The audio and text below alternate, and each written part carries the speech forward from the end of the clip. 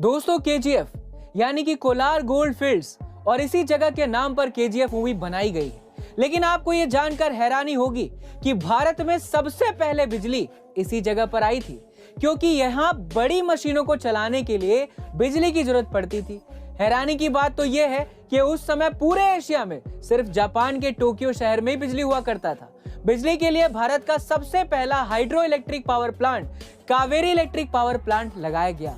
जब प्लांट से बिजली का उत्पादन शुरू हुआ और वो जरूरत से ज्यादा था, इसलिए बिजली को आसपास के शहरों को दिया गया और बेंगलोर देश का पहला शहर बना जहां बिजली पहुंची।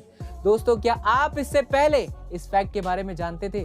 कमेंट सेक्शन में जरूर लिख के बताइएगा और ऐसे ही अमेजिंग इन्फॉर्मेटिव वीडियोस के लिए हमें लाइक शेयर सब्सक्राइब करना ना भूलें। मिलते हैं अगले वीडियो में।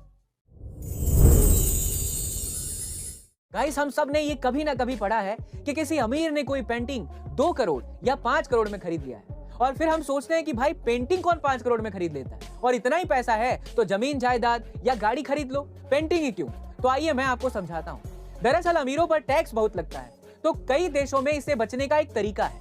मान लीजिए आप एक पेंटिंग 1 करोड़ रुपए में खरीदते हैं, फिर आप उसे म्यूजियम में एग्जीबिशन में बेचने के लिए डिस्प्ले कर देते हैं। जहां लोग उसे 5 करोड़ में खरीदने को तैयार हो जाते हैं तो कोई 10 करोड़ में। मान लीजिए पेंटिंग आपने 1 करोड़ में खरीदी, अब कोई उसे 10 करोड़ में खरीदने को तैयार है, यानी उस पेंटिंग की वैल्यू अब 10 करोड़ हो चुकी है। वो 10 करोड़ आप किसी म्यूजियम को डोनेट या चैरिटी कर देते हो। अब उस देश में इनकम टैक्स स्लैब 30% है, तो आपके पास 3 करोड़ का रुपए का इनकम टैक्स क्रेडिट आ जाएगा। अब सोचो, इतनी अच्छी डील है, पेंटिंग में 1 करोड़ इन्वेस्टमेंट करके आपने 3 करोड़ का टैक्स बचा लिया। है ना ये गजब का आइडिया? आपका क्या ख्याल है? हमें कमेंट सेक्शन में जरूर बताइए और ऐसे ही अमेजिंग इन्फॉर्मेटिव वीडियोस के लिए लाइक और सब्सक्राइब करना